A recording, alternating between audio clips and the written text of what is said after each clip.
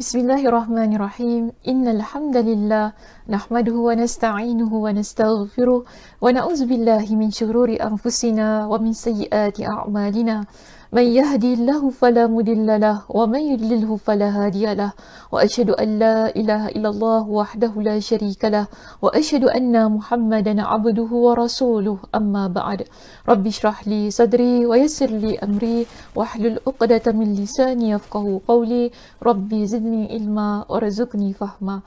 Allahumma inna nas'aluka ilman nafi'a wa rizqan tayyiba wa amalan mutaqabbala.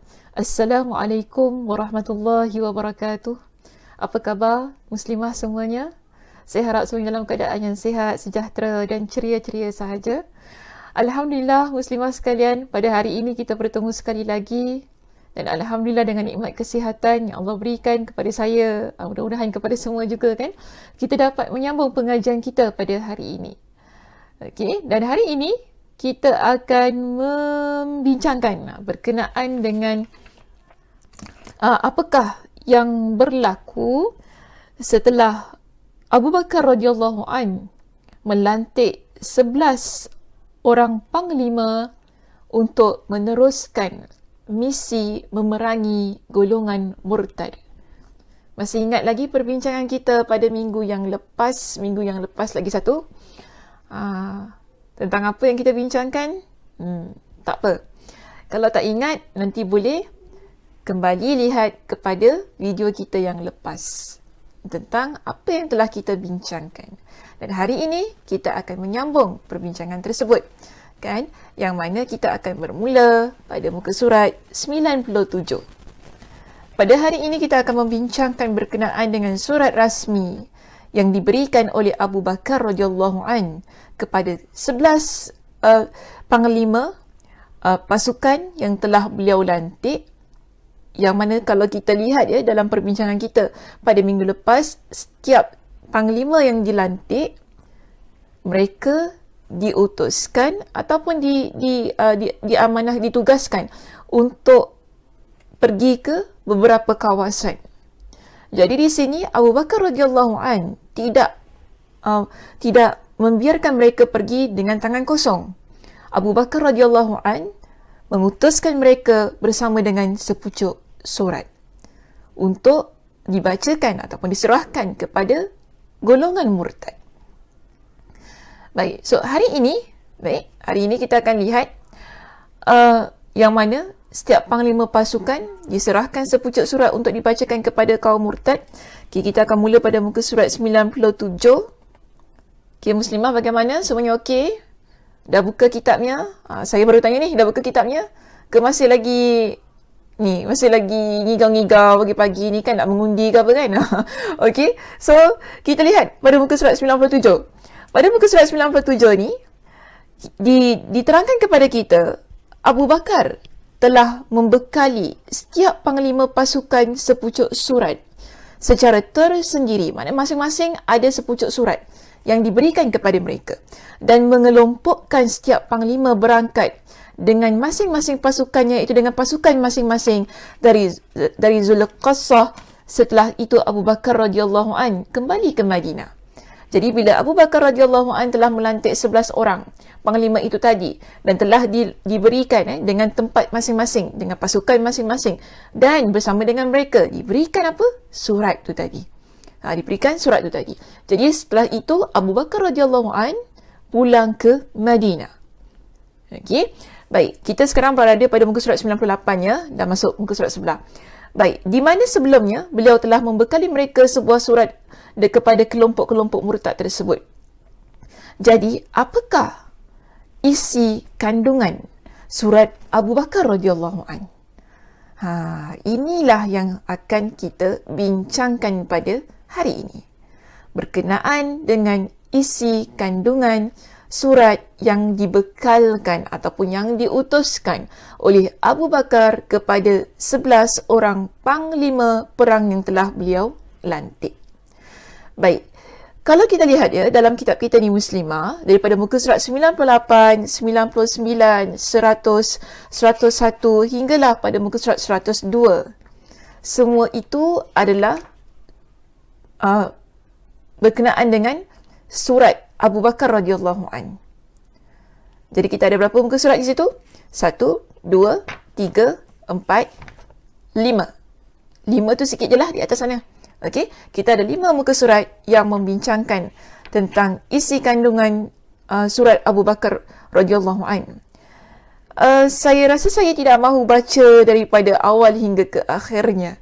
Sebab kalau baca semua tu dia tak kenalah muslimah. Ya, maknanya kalau nak baca semua tu, kalau dalam kelas okey lagi. Tapi kalau untuk kuliah kita secara online ni takut mengantuk. Okey, takut mengantuk. Baik. Cuma di sini yang paling pentingnya saya akan ambil beberapa poin. Okey, berkenaan dengan perenggan-perenggan yang terdapat pada setiap isi kandungan yang dimuatkan di sini daripada muka surat 98 hingga 102. Baik muslimah, apakah poin yang pertama yang menjadi topik perbincangan dalam surat Abu Bakar radhiyallahu anhu ini? Kita lihat begini. Pertama, Abu Bakar radhiyallahu an mengingatkan tentang pengutusan Nabi sallallahu alaihi wasallam sebagai seorang rasul.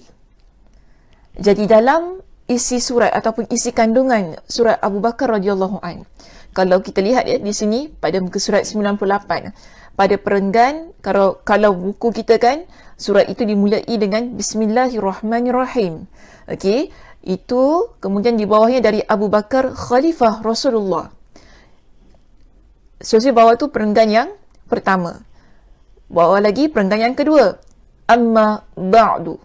Masuk kepada perenggan yang ketiga. Selepas perkataan ataupun selepas ayat amma ba'du itu, inilah isi kandungan yang pertama yang disampaikan oleh Abu Bakar kepada golongan murtad, iaitu Abu Bakar radhiyallahu an mengingatkan kepada mereka tujuan asal Nabi SAW diutuskan kepada mereka. Apa tujuan asalnya muslimah? Kalau kita lihat pada perenggan itu, Abu Bakar radhiyallahu an mengingatkan bahawasanya Nabi SAW diutuskan oleh Allah Subhanahu wa Ta'ala, ancaman daripada Allah Subhanahu wa Ta'ala. Okey.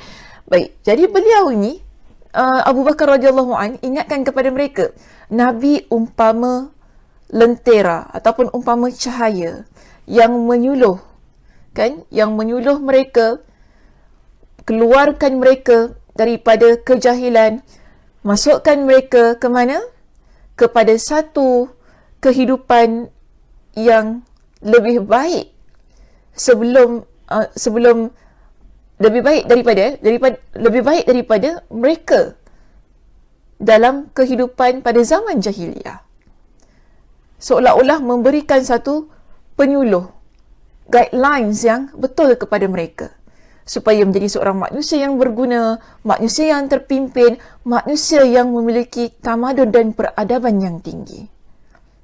Jadi Abu Bakar radhiyallahu an mengingatkan mereka tentang hal itu.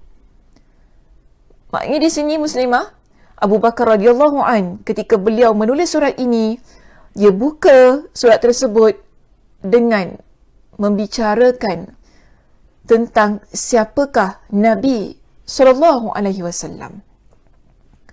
yang membawa berita gembira kepada umat manusia, memberikan kepada mereka tentang apa? Tentang kabar gembira berkenaan dengan syurga. Okey, so itu adalah yang pertama. Seterusnya yang kedua, Abu Bakar radhiyallahu an juga dalam surat itu kan, kita masuk kepada perenggan yang bawah sekali muslimah, iaitu pada muka surat 98 yang bawah sekali, Abu Bakar radhiyallahu an memberitahu kepada mereka bahawasanya sejak Nabi SAW hidup lagi, Allah sudah memperingatkan kepada mereka bahawa Nabi SAW tidak kekal.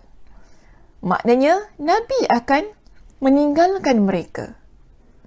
Dan hal itu Abu Bakar radhiyallahu an sokong statementnya ini ataupun peringatannya ini dengan apa? Surah Az-Zumar pada ayat 30 dan juga surah Al-Anbiya pada ayat yang ke-34. Bahkan beliau nyatakan juga surah Ali Imran pada ayat 144. Okey, ketiga-tiga ayat itu ada dalam muka surat 99 pada kitab kita ini. Cuma dalam slide saya ni kan, saya letakkan berkenaan dengan 2 ayat sajalah. Tapi boleh masukkan sekali surah Ali Imran ayat 144. Okey, surah Ali Imran ayat 144. Yang mana kalau kita nak rujuk, ya muslimah, dalam surah Az-Zumar ayat yang ke-30, yang mana Abu Bakar radhiyallahu an sertakan di dalam suratnya ini, yang mana Abu Bakar ingin sedarkan kepada mereka bahawasanya Allah sudah lama memperingatkan kepada mereka tentang Nabi SAW akan meninggal dunia. Iaitu surah Az-Zumar ayat yang ke-30. Apa kata Allah Subhanahu wa taala? Innaka mayyitun wa innahum mayyitun. Sesungguhnya kamu akan mati. Itu Allah kata kepada Nabi SAW. Sesungguhnya kamu akan mati dan sesungguhnya mereka akan mati pula. Maknanya muslimah, tidak ada seorang pun yang kekal. Tak kira siapa dia. Dia Nabi atau bukan Nabi. Jika Nabi SAW meninggal dunia, bermakna kita sebagai umat Nabi SAW juga meninggal dunia. Buktinya apa? Di sini Abu Bakar radhiyallahu an berikan dengan bukti yang lain untuk menyedarkan kepada mereka bahawasanya Allah juga memperingatkan kepada mereka nabi-nabi yang terdahulu. Adakah mereka kekal? Tidak. Nabi-nabi yang terdahulu, mereka semua mati. Dan di sini Abu Bakar radhiyallahu an datangkan surah Al-Anbiya ayat yang ke-34. Apa kata Allah dalam surah ini pada ayat ke-34? Allah Subhanahu wa taala berfirman, "Wa ma ja'alna li basharin min qablikal khulda." Kami tidak menjadikan hidup abadi bagi seorang manusia pun sebelum kamu, wahai Muhammad. Maknanya, sebelum Nabi SAW, bukankah kita tahu di situ ada Nabi yang lain, ada manusia yang lain, ada utusan yang lain. Adakah mereka kekal? Tidak, muslimah. Mereka tidak kekal. Jadi inilah yang diperingatkan oleh Abu Bakar radhiyallahu an kepada golongan murtad. Jika umat yang terdahulu tidak kekal, apatah lagi Nabi SAW. Dan itulah yang Allah Subhanahu wa taala sebutkan dalam surah Al-Anbiya pada ayat yang ke-34. Yang mana Allah juga kata begini, afa immitta fahumul khalidun.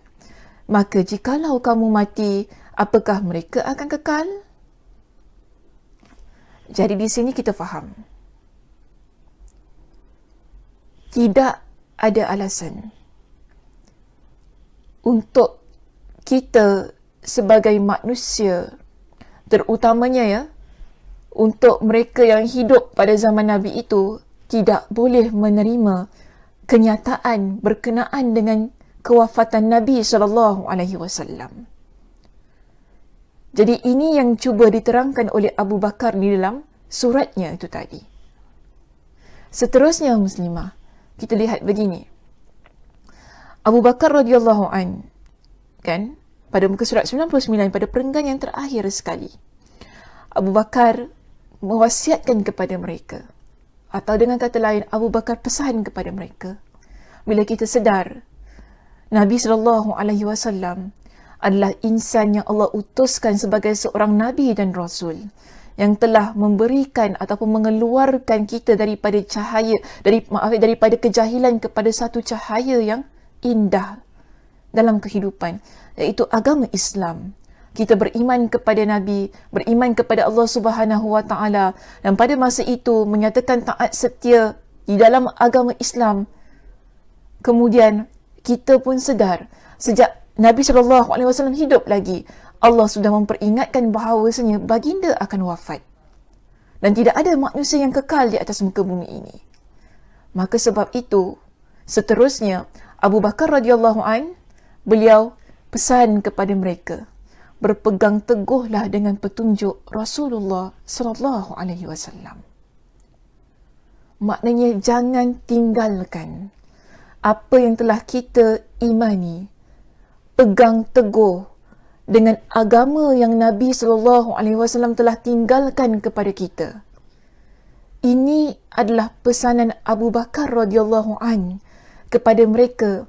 Boleh juga saya kata dia umpama bentuk rayuan Abu Bakar kepada mereka yang murtad pada masa itu, supaya mereka kembali kepada satu petunjuk yang telah mereka pegang.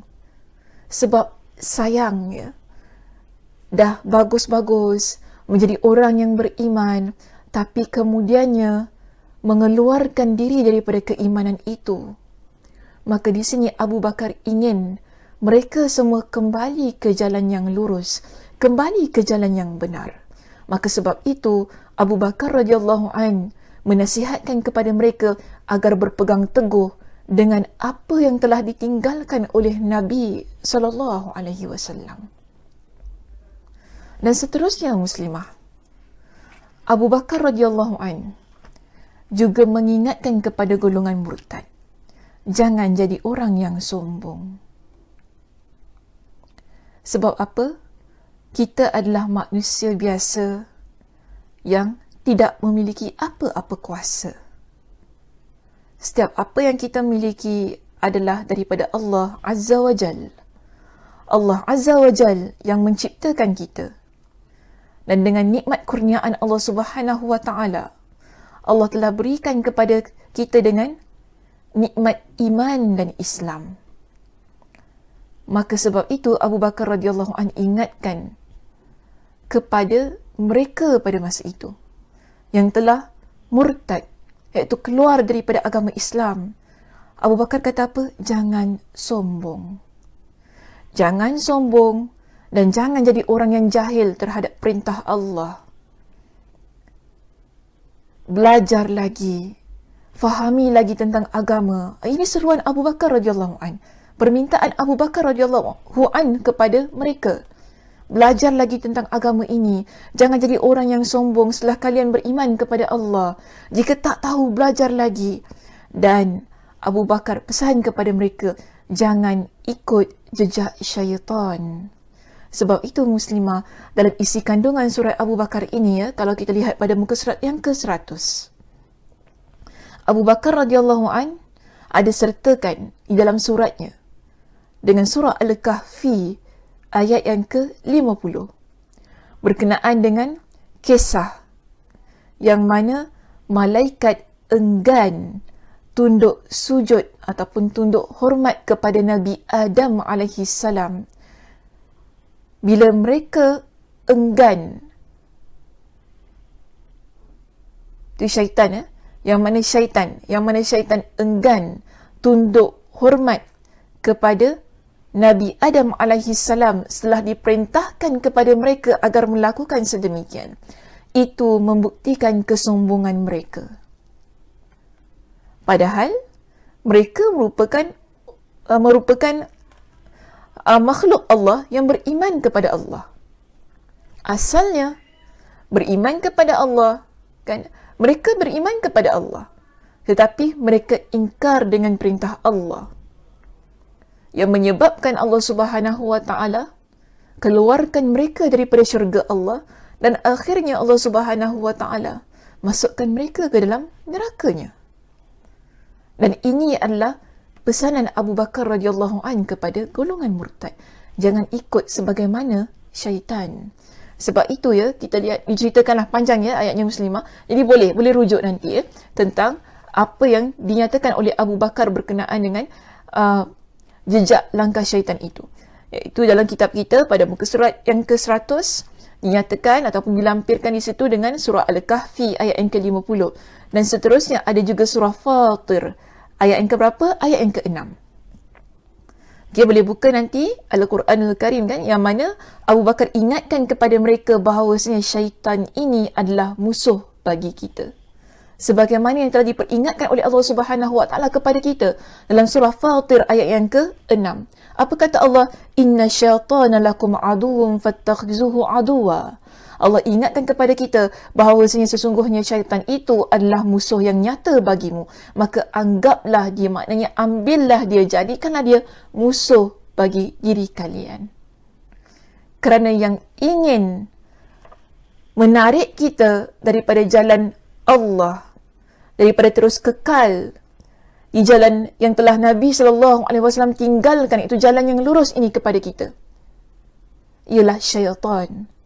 Kerana apa? Dia ingin kita ikut dia keluar daripada jalan yang lurus. Maka di sini Abu Bakar radhiyallahu anhu ingatkan kepada mereka, jangan buat ataupun jangan ikut sebagaimana yang telah mereka plan ataupun mereka lakarkan untuk menyesatkan kita. Dan hal itu Allah juga telah peringatkan kepada kita dalam Al-Quran. Seterusnya muslimah. Okey? Dalam surah Abu Bakar mengajak mereka kembali kepada ajaran Islam. Kembali ikut, kembali patuh di bawah syariat Islam. Iaitu, kalau kita lihat ya, dalam kitab kita di sini, muka surat 101 pada perenggan yang ke-2. Yang mana Abu Bakar ingatkan kepada mereka utusan yang dihantar, iaitu panglima-panglima perang yang dihantarkan kepada mereka, yang bawa surat itu kepada mereka, yang memberikan surat itu kepada mereka sebagai satu bentuk peringatan kepada mereka. Untuk apa? Pertama ialah agar mereka kembali ke jalan yang benar. Okey? Tetapi jika mereka enggan, mereka tidak ada pilihan di sini, Abu Bakar akan memerintahkan panglima-panglima itu untuk memerangi mereka. Kerana keengganan mereka untuk tunduk kepada kerajaan Islam Madinah, yang merupakan sebuah kerajaan, sebuah pemerintahan yang telah ditinggalkan oleh Nabi SAW. Yang mana asalnya mereka sebenarnya telah memeteraikan ataupun memeteraikan satu perjanjian untuk taat setia di bawah kerajaan Islam Madinah. Tapi kemudiannya bila Nabi SAW wafat, mereka berpaling tadah. Bahkan bukan saja berpaling tadah, bahkan mereka tinggalkan agama yang telah mereka anuti ketika Nabi SAW hidup. Maka di sini Abu Bakar pesan kepada mereka, kembali kepada ajaran Islam. Jika mereka tidak kembali, maka tidak ada pilihan yang mana tentera yang Abu Bakar radhiyallahu anhu utuskan akan memerangi mereka. Akan memerangi mereka, akan musnahkan mereka. Dan apa kata Abu Bakar dalam surat ini? Tanda mereka kembali kepada keislaman ialah azan dikumandangkan. Okey? Tanda mereka kembali kepada keislaman ialah azan dikumandangkan. Iaitu, apa kata dia pada muka surat 101, pada perenggan kedua terakhir di bawah itu, tanda-tanda keislaman kalian adalah, tanda-tanda keislaman kalian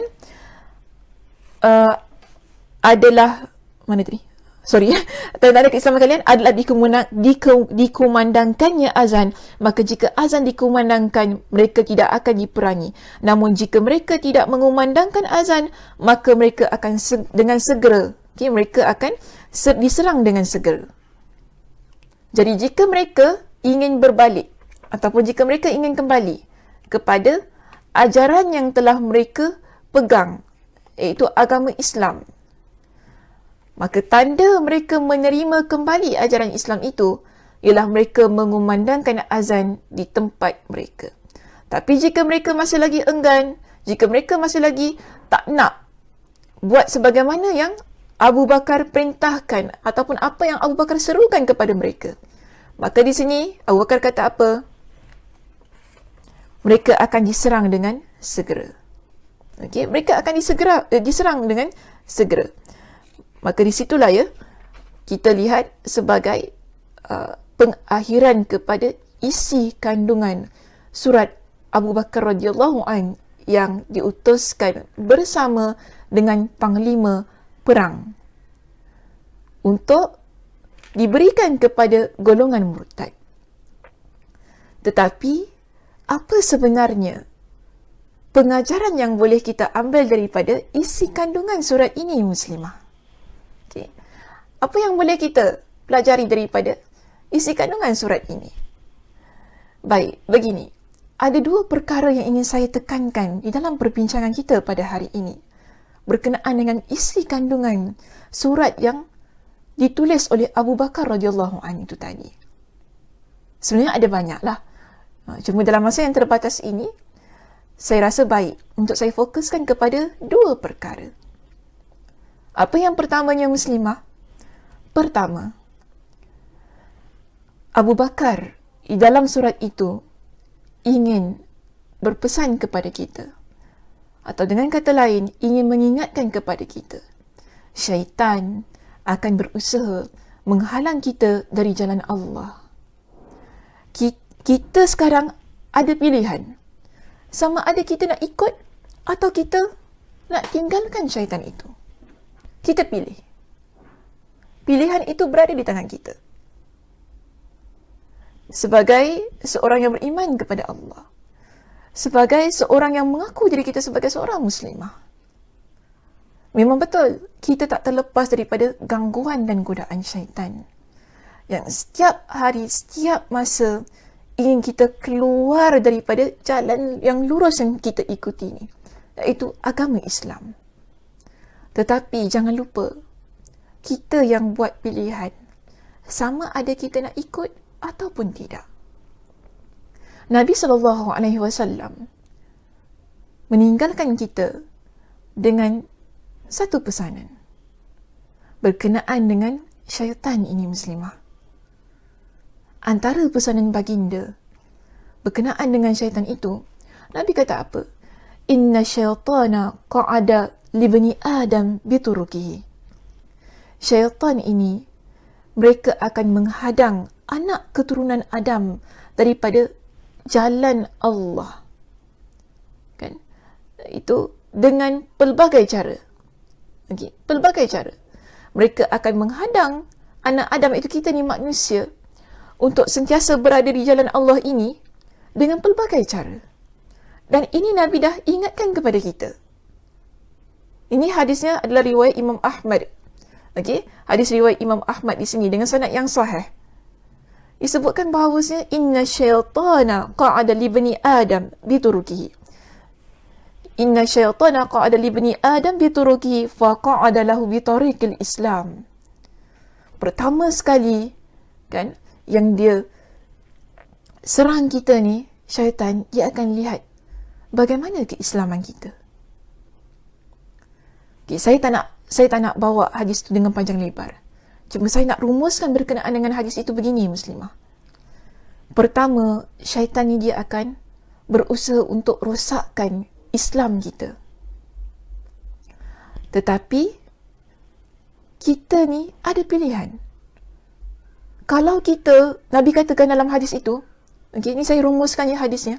Nabi kata, kalau kita ni orang yang teruskan keislaman kita agar kita menjadi seorang Muslim yang baik, kan? Di situ, syaitan dia akan berpindah kepada jalan yang lain untuk merosakkan kita. Jalan apa? Hijrah. Dia akan lihat jalan hijrah kita. Hijrah ni maksudnya, kita ni nak jadi baik contohnya lah, kan. Nak jadi baik, ataupun mungkin daripada tak baik kepada baik, daripada baik kepada yang lebih baik. Tetapi syaitan, dia akan usaha menghalang kita untuk mengubah diri kita ataupun untuk hijrahkan diri kita ini daripada perkara yang tidak baik kepada perkara yang baik. Dia akan halang. Dia akan halang kita daripada kita nak hijrah. Dia akan halang kita daripada perkara yang baik kepada perkara yang lebih baik. Ini memang kerja dia. Tetapi dalam hadis ini, Nabi kata apa? Jika orang itu dia meneruskan hijrahnya, maknanya dia tak kisah. Syaitan nak bisik apa pun, syaitan nak kata apa pun, dia tetap teruskan hijrahnya. Maknanya, saya nak kata begini muslimah, kita ini ada pilihan. Sama ada kita nak ikut ataupun tidak. Kita nak tolak ataupun tidak bisikan-bisikan ataupun pelbagai macam ragam yang telah yang dia buat tu untuk halang kita tu tadi. Sebab Nabi kata di sini, kita meneruskan hijrah itu. Maknanya kita pilih nak ikut ataupun tidak. Jadi apa kata Nabi dalam hadis itu? Bila kita pilih untuk meneruskan hijrah kita, syaitan dia akan lihat kepada bagaimana jihad kita. Jihad ni tak semestinya pergi berperang muslimah. Tapi bagaimana jihad kita dalam melaksanakan ketaatan kepada Allah. Bagaimana jihad kita menjaga akidah kita. Bagaimana jihad kita menjaga diri kita agar tidak terjerumus kepada perkara-perkara yang tidak baik. Ini dipanggil sebagai jihad, iaitu pengorbanan kita. Dan dia akan usaha untuk rosakkan jihad itu tadi. Tapi Nabi kata, kita akan teruskan. Jika kita teruskan benda itu. Maknanya di sini, syaitan akan menghalang kita daripada pelbagai macam perkara-perkara yang baik. Islam kita, hijrah kita, jihad kita. Kita pilih. Kita nak ikut cakap dia, kita nak ikut godaan dia, ataupun kita nak ikut bisikan dia, ataupun kita nak pilih satu jalan yang lebih baik daripada itu. Meneruskan perbuatan, meneruskan Islam kita, meneruskan jihad kita, meneruskan hijrah kita, meneruskan jihad kita dengan melaksanakan ketaatan kepada Allah. Jika kita pilih untuk terus berada pada jalan Allah Subhanahu Wa Taala, kita memilih jalan yang mulia dan jalan yang tidak merugikan diri kita dunia dan akhirat. Sebab apa muslimah? Di dalam hadis ini Nabi SAW pesan kepada kita, faman fa'ala dhalika, iaitu siapa yang buat semua itu, maknanya dia teruskan Islamnya, dia teruskan hijrahnya, dia teruskan jihadnya. Nabi kata kepada kita di sini, faman fa'ala dhalika minhum famata kana haqqan 'ala Allahi ayyudkhilahul jannah. Maka orang yang meneruskan semua perkara itu tadi, maka layaklah baginya untuk Allah masukkan dia ke dalam syurga Allah Azza wa Jalla. Ini kata Nabi muslimah, bukan kata saya. Sebab itulah yang dipesan oleh Abu Bakar radhiyallahu an kepada golongan murtad itu tadi. Kembali kepada satu jalan yang mana telah mereka lalui asalnya. Jangan jadi orang yang sombong. Jangan jadi orang yang jahil. Sehingga kita ikut kepada jejak langkah yang diaturkan oleh syaitan. Yang itu diinginkan oleh syaitan. Sedangkan Allah Subhanahu Wa Taala sudah peringatkan kepada kita bahawasanya syaitan itu adalah musuh kalian. Maka begitu juga dalam hidup kita ini muslimah. Kita perlu kuat untuk berpegang dengan Islam kita. Kuat dengan hijrah kita. Kuat dengan usaha kita melaksanakan ketaatan-ketaatan kepada Allah. Ia merupakan perkara yang menjanjikan syurga untuk kehidupan kita. Sebab itu ya muslimah. Okey. Sebab itu, pengajaran yang kedua yang ingin saya nyatakan di sini, mohon bantuan Allah Subhanahu Wa Taala agar tetapkan hati kita dalam agama dan ketaatan kepada Allah. Bagaimana kita nak mohon? Doa kepada Allah dengan sebanyak-banyaknya. Kan? Doa kepada Allah dengan sebanyak-banyaknya. Nabi SAW, antara doa yang banyak diucapkan oleh Nabi SAW dalam kehidupan baginda. Apa doanya? Ya muqallibal qulub, thabbit qalbi ala dinik. Wahai yang membolak-balikkan hati, tetapkanlah hatiku di atas agamamu, iaitu di atas agama Allah ini. Itu doa Nabi antara doa yang paling banyak Nabi SAW ucapkan setiap hari. Ketika Nabi SAW banyak membaca doa ini, ada di kalangan sahabat yang bertanya kepada Nabi SAW. Apa pertanyaan mereka kepada Nabi Muslimah? Mereka tanya kepada Nabi, "Takhafu alaina?" Adakah engkau takut ke atas kami, wahai Rasulullah? "Wa qad amanna bik." Sesungguhnya kami telah beriman kepada engkau. "Wa saddaqna bima ji'ta." Dan sesungguhnya kami telah membenarkan apa yang telah didatangkan kepada engkau. Ucapan itu ya muslimah, diucapkan ketika Nabi SAW masih hidup. Ada di kalangan sahabat tanya kepada Nabi, "Kami dah beriman kepada engkau. Kami benarkan apa yang engkau bawa, wahai Rasulullah. Kenapa masih lagi engkau takut? Maknanya engkau ragui dengan keimanan kami, dengan keadaan yang kami membenarkan apa yang engkau bawa." Tapi kita lihat, kita nampak kan apa yang berlaku setelah Nabi SAW wafat? Ada di kalangan mereka yang meninggalkan agama Allah, bukan? Sebab itu, mengapa Nabi SAW mengajarkan kepada kita dengan doa ini muslimah? Yang mana Nabi sendiri setiap hari tidak pernah meninggalkan doa tersebut. Nabi SAW tak pernah meninggalkan doa tersebut. Dan bila para sahabat radhiyallahu anhum, ada di kalangan mereka yang bertanya kepada Nabi SAW, kenapa Nabi SAW tak pernah tinggalkan? Adakah baginda takut mereka ini akan meninggalkan agama Allah Subhanahu Wa Taala?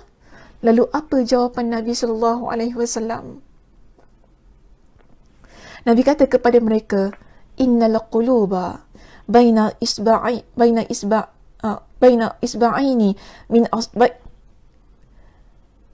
usbu'aini min asabi'ir rahman." Terbelit-belit saja. "Baina usbu'aini min asabi'ir rahman yuqallibuha." Nabi kata kepada para sahabat. Okey, Nabi kata kepada para sahabat. Apa kata Nabi? Sesungguhnya hati kita ini terletak pada dua jari antara jari-jari Allah, yang mana Allah membolak-balikkannya.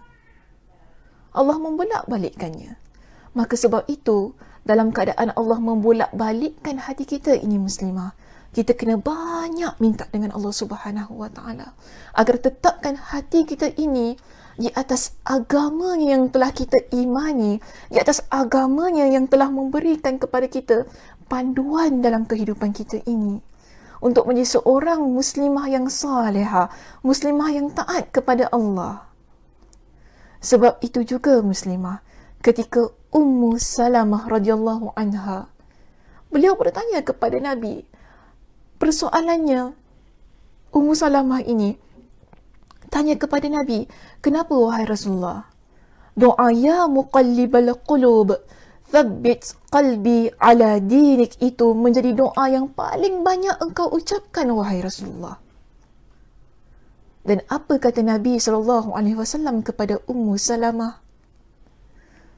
Nabi SAW bersabda, "Ma min adamiyin illa wa qalbuhu baina usbu'aini min asabi'illahi azza wa jal."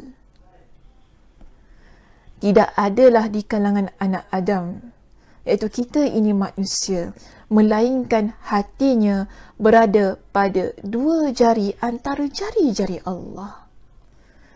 Ma sya'a aqama wa ma sya'a azagha. Okey, ini adalah penjelasan Nabi kepada Ummu Salamah. Kalau tadi Nabi jelaskan kepada para sahabat yang bertanya tadi kan, Allah membolak-balikkan hati kita. Dan Nabi SAW explain, jelaskan kepada Ummu Salamah, kerana apa? Kita manusia ini, hati kita berada pada dua jari antara jari-jari Allah yang Allah bolak balikkan. Yang mana jika Allah hendak, Nabi kata, masya'a aqama, jika Allah hendak, Allah akan luruskan hati kita. Tapi jika Allah hendak juga, Allah boleh sesatkan ataupun pesongkan hati kita. Maka sebab itu pentingnya kita ini setiap hari, dalam hari-hari kita ini, sepanjang kehidupan kita ini muslimah, selama mana kita hidup ini, kita minta banyak-banyak kepada Allah. Minta apa muslimah? Agar Allah tetapkan hati kita berada pada jalan Allah yang lurus, berada dalam agama Allah Subhanahu wa taala, dengan doa yang bagaimana?